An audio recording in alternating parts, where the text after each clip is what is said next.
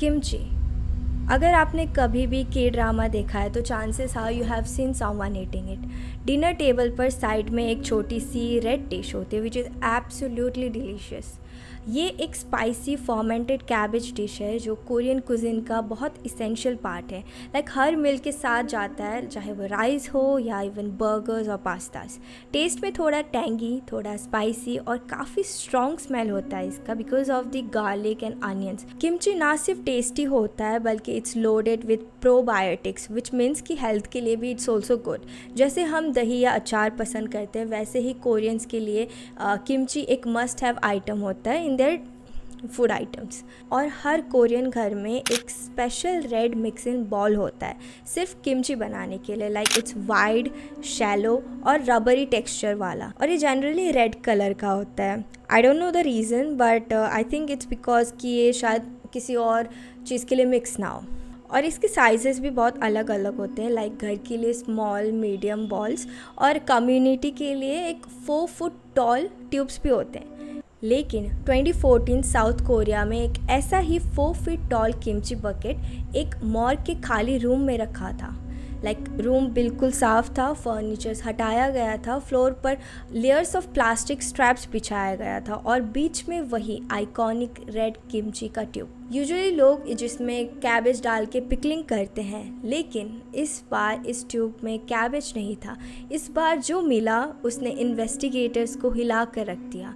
ये कोई traditional kimchi making scene नहीं था, ये कुछ और था, कुछ डिस्टर्बिंग और बहुत ज़्यादा chilling. A quick disclaimer before we begin, ये एपिसोड काफ़ी इंटेंस है, it's disturbing, it's gruesome and honestly not for the faint hearted. इस केस में ऐसे डिटेल्स हैं जो मैं स्किप नहीं कर पाई क्योंकि ये साउथ कोरिया में बहुत ज़्यादा इम्पैक्टफुल था, लेकिन इस केस के बारे में वेस्टर्न मीडिया में ऑलमोस्ट कभी बात ही नहीं होती।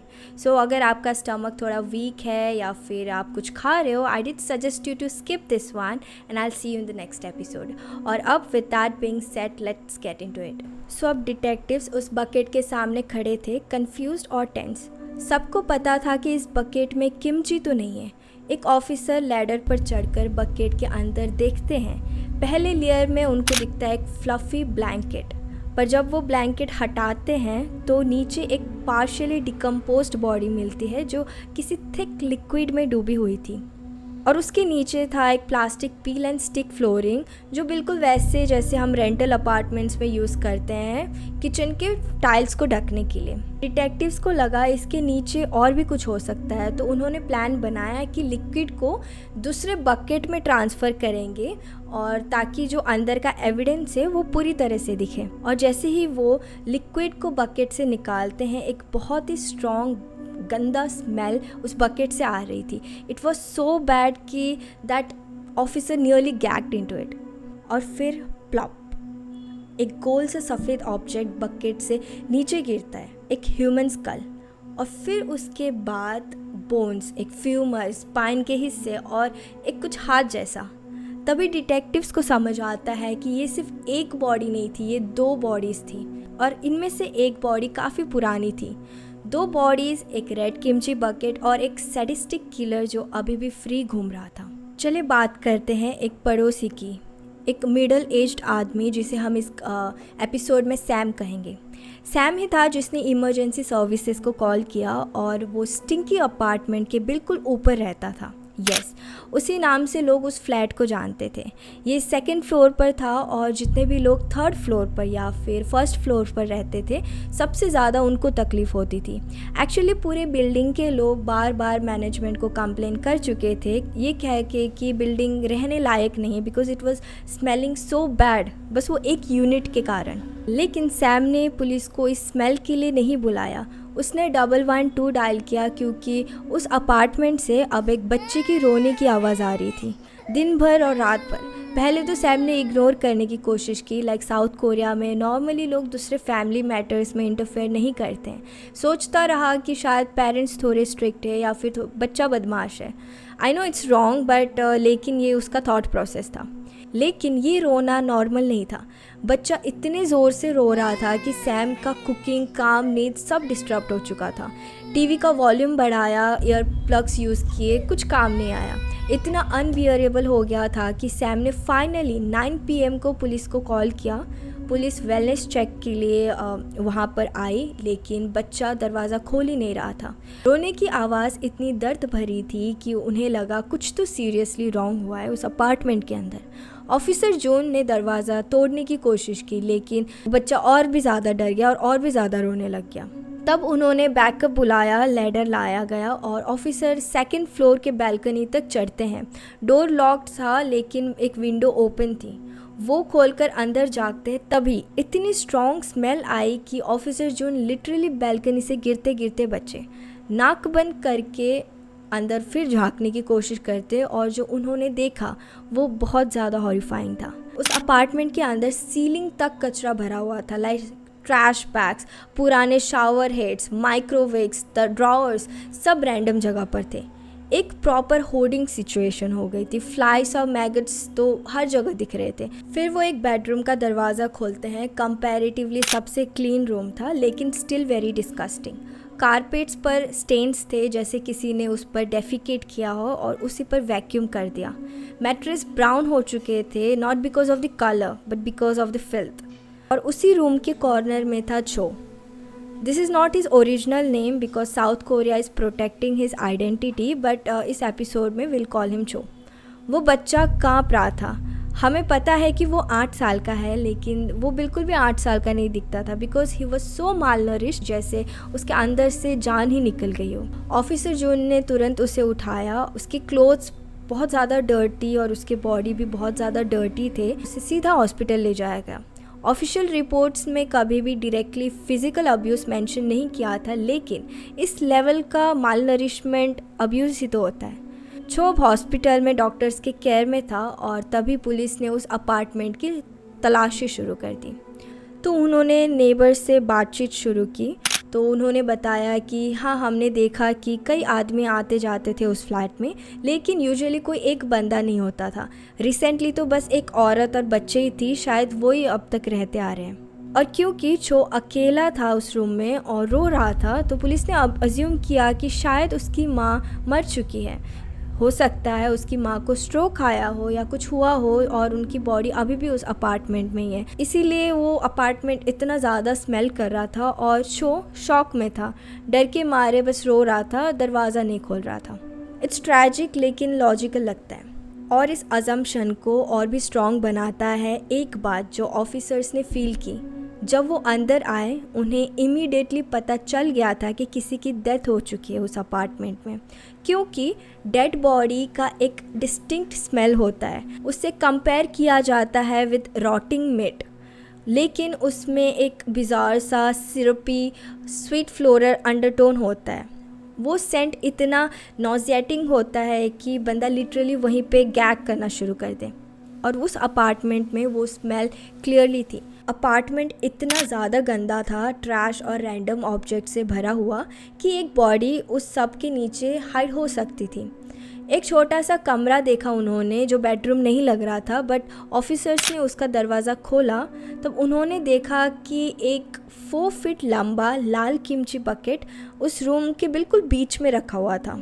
बकेट के ऊपर एक बड़ा सा नमक का बैग रखा था, ऑलमोस्ट लाइक 20 kgs का बैग। एक ऑफिसर स्टूल पर चढ़कर उस नमक के बैग को हटाते हैं, बकेट का लीड उठाते हैं और अंदर दिखती है एक फ्लफ़ी ब्लैंकेट।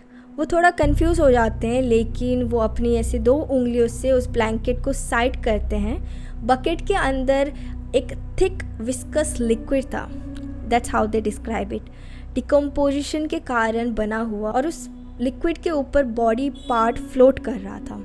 ये बकेट ऑलमोस्ट लीड तक भरा हुआ था एक लिक्विड मिक्सचर से जो most likely decomposing body fluids थे। इस वजह से पुलिस ने पूरे बकेट को ही एविडेंस के तौर पर उठाया और मॉर्ग भेज दिया, ताकि उसमें से जो बॉडी पार्ट्स निकलते हैं उन्हें आइडेंटिफाई कर सके। और यहीं से इन्वेस्टिगेशन के 2 मेजर ऑब्जेक्टिव्स सामने आते हैं, विच इज़ 1, हमें चो की माँ को ढूंढना है, 2, हमें बकेट के बॉडीज़ को आइडेंटिफाई करना है। अपार्टमेंट के लीज रिकॉर्ड से पता चलता है कि माँ का नाम ली सॉन्ग है। सो नाउ पुलिस थिंक्स कि क्या ली सॉन्ग की बॉडी उनमें से एक है, क्या कुछ लोग अपार्टमेंट में घुस गए और सॉन्ग को मार दिया चो के सामने और उसकी बॉडी उस बकेट में छुपा दिया। पुलिस के पास अभी एक काम था, उस किमची बकेट के अंदर का हर सबूत केयरफुली निकालना, हर ड्रॉप ऑफ लिक्विड, हर बोन्स, हर छोटी सी डिटेल्स, सब कुछ प्रिजर्व करना था। लेकिन प्रोसेस बहुत ज़्यादा हॉरिफाइंग था। ऑफिसर को ग्लव पहनकर लिटरली उस थिक लिक्विड में हाथ डालकर उसे सर्च करना पड़ा। 무슨 젓갈 형태의 모양 밑에 있었죠. 장갑으로 그냥 이렇게 휘휘 젖어서 찾는 그런 상황이었거든요.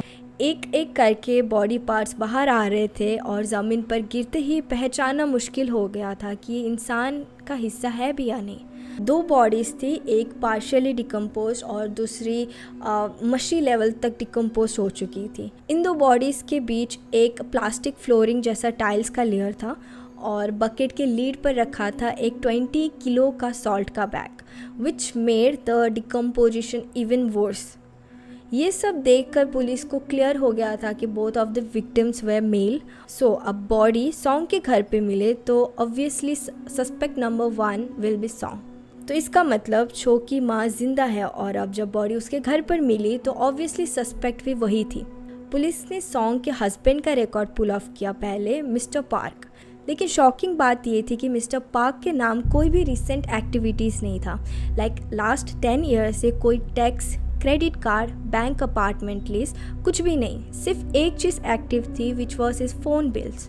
हर महीने रेगुलरली पे हो रहे थे और जब उस फ़ोन रिकॉर्ड्स को चेक किया गया तो उसमें कोई भी फ्रेंड्स, दूसरे वोमेन या रिलेटिव्स नहीं थे मिस्टर पार्क के, बट इंस्टेड उसके वाइफ की फैमिली, फ्रेंड्स और इवन कोवर्कर से कांटेक्ट हो रहा था। दैट्स व्हेन पुलिस रियलाइज़ कि ये और भी ज़्यादा सस्पिशियस हो रहा है। रिकॉर्ड्स दिखाता है कि मिस्टर पार्क और मिस ली का एक बेटा भी था। आप सोच रहे होंगे कि छो का तो कोई रिकॉर्ड ही नहीं है। इनफैक्ट उसका बर्थ, स्कूल, हेल्थ कुछ भी ऑफिशियली एग्जिस्ट ही नहीं करता। वो एक इनविजिबल चाइल्ड की तरह है गवर्नमेंट के नज़र में। ये जो उनका बच्चा है वो 27 ईयर्स ओल्ड का है। पुलिस ने उसका रिकॉर्ड निकाला तो उसका सब कुछ लेजिट था, like apartment, ID, phone bills और सब कुछ रजिस्टर था। So police decide to pay him a visit. Let's call him James, क्योंकि साउथ कोरिया लॉ अगेन उसका नेम प्रोटेक्ट करिए। जेम्स अपने दिन भर के काम में बिजी था जब पुलिस उसके दरवाजे पर आई and he got confused. Police ने कहा मिस्टर पार्क के बारे में कुछ जानकारी चाहिए। जेम्स का चेहरा थोड़ा पेल हो गया तो उसने कहा, मेरे डैड, उन्हें देखे हुए 10 साल हो गए। पुलिस ने बोला कि और तुम्हारी माँ? जेम्स ने थोड़ा हेजिटेशन के साथ बोला, ज़्यादा कांटेक्ट नहीं है उस इंसिडेंट के बाद। कौन सा इंसिडेंट? ही कंटिन्यूज़, जब जेम्स छोटा था उसका छोटा भाई एक हॉरिफिक एक्सीडेंट में मर गया। एक सैंड ट्रक रोड पे पलटा और ट्रक के नीचे नहीं बल्कि उस ट्रक का सारा सैंड जो था वो रोड पर गिर गया और वो बच्चा उस सैंड के नीचे दब गया and he died from the suffocation. James ने ये सब कुछ अपनी आंखों से देखा था। उस इंसिडेंट ने पूरे परिवार को तोड़ दिया। उस इंसिडेंट के बाद उसकी माँ मेंटली डिफरेंट हो गई थी। लाइक हर चीज़ कलेक्ट करना शुरू किया, कुछ भी फेंका नहीं, खाली फूड के रैपर्स हो, ब्रोकन स्क्रू ड्राइवर्स, सब कुछ संभाल रही थी। उनका घर धीरे धीरे एक हॉर्डर जोन बन गया और फिर एक दिन मिस्टर पार्क बस गायब हो गए। No goodbye, no note, बस गायब। जेम्स ने पुलिस को कहा कि मैं नहीं जानता वो कहाँ हैं, but deep down he new कि वो वापस नहीं आएंगे क्योंकि उसके डैड मर चुके हैं। उसने ही उसकी माँ की मदद की थी उनकी लाश को उस किमची बकेट में डालने में। ठीक है, मिस्टर पार्क अगर वो बॉटम वाला बैडली डिकम्पोज्ड बॉडी है तो दूसरा बंदा कौन है? मेडिकल एग्जामिनर ने बोला कि सेकंड बॉडी को बकेट में अराउंड 2013 के आसपास डाला गया था। तो सवाल ये था कि मिस्टर पार्क बकेट में कैसे गए और दूसरा बंदा कौन था? आंसर आया जेम्स के कन्फेशन से। जेम्स ने बताया कि जब वो 17 साल का था एक दिन स्कूल से घर आया, बिना किसी से बात किए वो किचन में गया स्नैक्स लेने के लिए, बट उस दिन उसने कुछ अजीब देखा। उसने देखा कि उसकी माँ बैठी हुई थी फ्लोर पर जैसे वो कुछ किमची बना रही हो और उसके नीचे थे मिस्टर पार्क, उसके डैड, पूरे motionless, laid out flat on the ground. लेकिन जेम्स ने उन्हें देख लिया और वो फ्रीज हो गई। जेम्स भी फ्रीज हो गया। उसने पूछा कि माँ तुम ये क्या कर रही हो? उस मोमेंट में सॉन्ग ने एक्ट शुरू कर दिया। उसने बोला कि पापा की नेचुरल डेथ हो गई, मैं घर में आई तो ऐसे ही मिले, बस उन्हें रूम में शिफ्ट कर रही थी ताकि डिसाइड कर पाए कि वो आगे क्या करना है।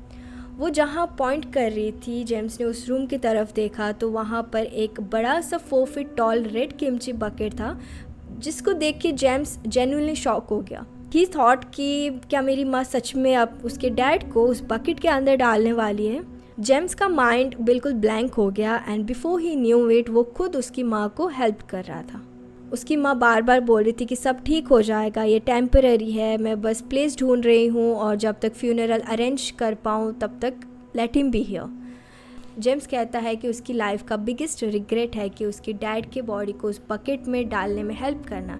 टेक्निकली उसने भी कवर अप करने में मदद की थी। तो अब पुलिस को पिक्चर क्लियर हो रही थी कि ली सॉन्ग के 3 बेटे थे, एक जो सैंड ट्रक एक्सीडेंट में मर गया, दूसरा जेम्स, तीसरा 8 ईयर ओल्ड चो।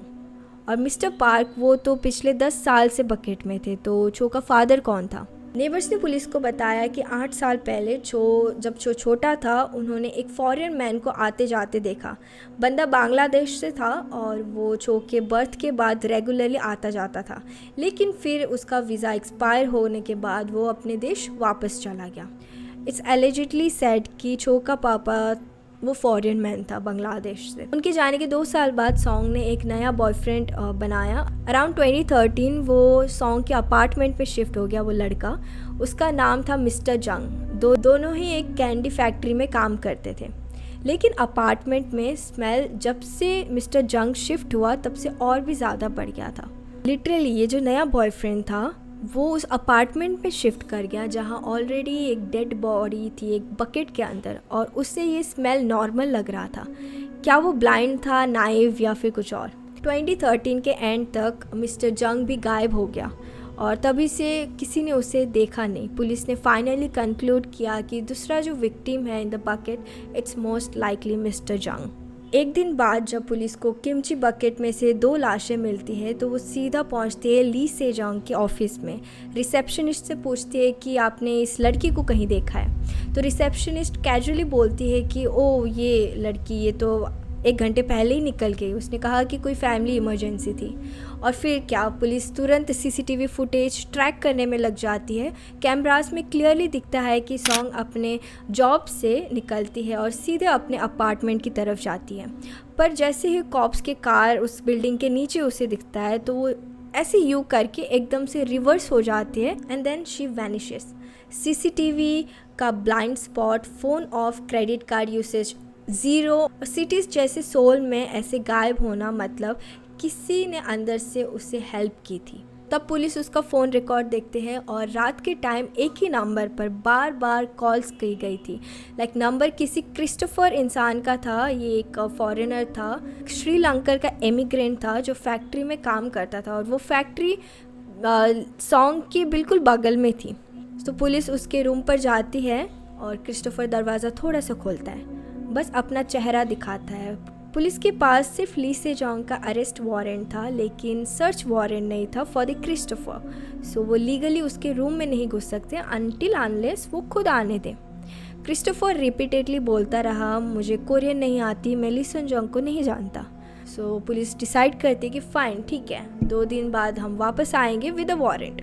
2 दिन बाद जब पुलिस वारंट लेके क्रिस्टोफर के रूम में जाती है तो इस बार कुछ अलग होता है। लाइक वो दरवाज़ा पूरा ऐसे खोल देता है, चुपचाप साइड हो जाता है और पुलिस साइलेंटली रूम में घुस जाती है। सीधे वार्डरोब के सामने रुक जाती है, फिर 1 2 3 स्लैम। वार्डरोब के अंदर थी ली सेजोंग और ली सेजोंग को वहीं अरेस्ट किया जाता है।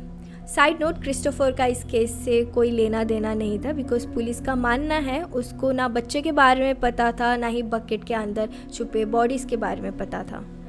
और जब इंटेरोगेशन स्टार्ट होती है, ली सेजोंग पहले तो बहुत ज़्यादा डिनाई करती कि मैं भाग नहीं रही थी, बस थकी हुई थी, मैं आराम करने गई थी। और जब पुलिस बार बार पूछती है तो फिर उसका एकदम से कन्फेशन आता है कि ठीक है, मैंने मारा उनको, आई एम सॉरी।